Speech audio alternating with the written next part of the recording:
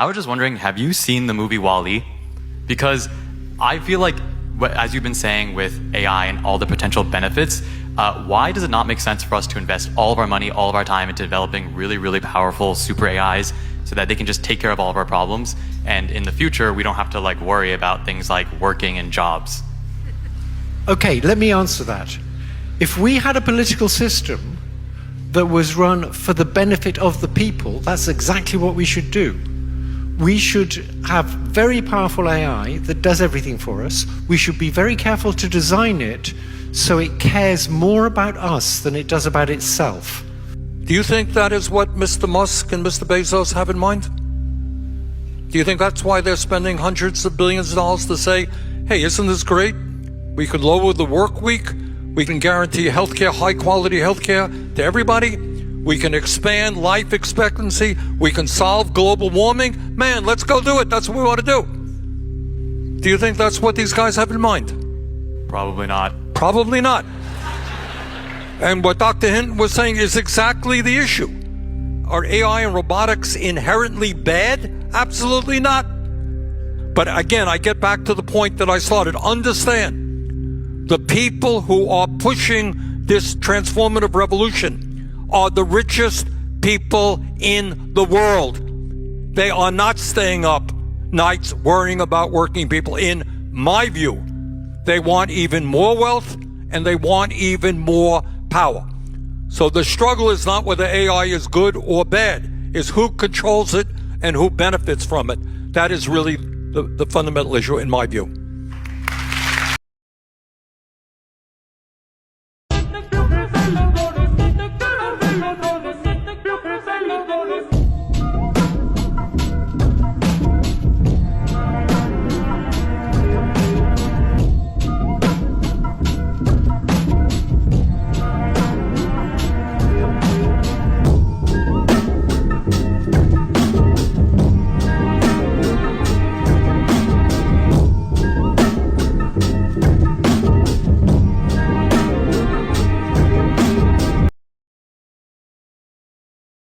They're hiding the true answer to this question from us.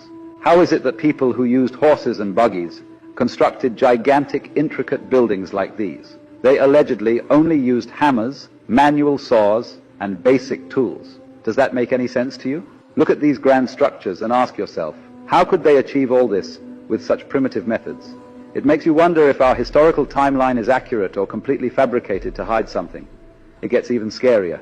What if the dates on these buildings are wrong? Imagine if that number 1 wasn't a 1 at all. Our history could be off by 1,000 years. This brings us to who could have built these intricate structures. Have you ever heard of Tartaria? Tartaria is a colossal empire that conveniently gets left out of mainstream history. But you can never truly erase history, as many references can be found in old maps and documents. Tartaria was a highly advanced civilization with technology and knowledge far beyond what we can imagine. They have even been credited to have built the Great Wall of China and many of these intricate buildings pictured earlier.